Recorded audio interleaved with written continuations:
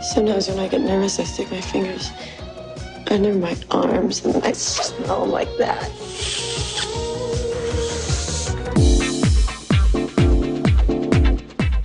No matter how together some people seem, one thing all humans have in common is the completely out there behavior we exhibit more often than we acknowledge. Here are 10 weird things that people do all the time. Number 10.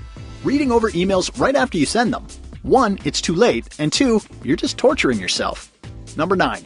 Answering calls from nowhere. How many times a day do you pick up your phone only to realize it never rang?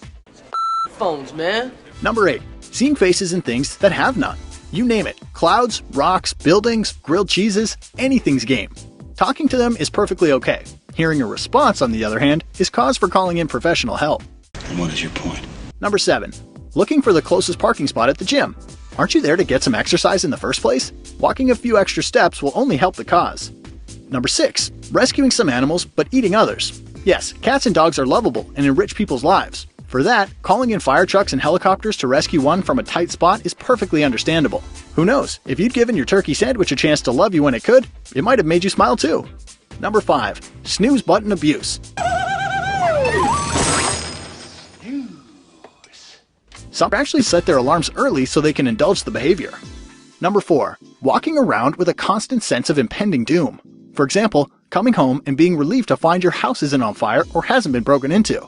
Number 3. Pretending to be otherwise occupied to avoid talking to people. There are so many tactics. Faking phone calls, putting earbuds in but not turning on the iPod, pretending to be engrossed in a book about the science of how paint dries.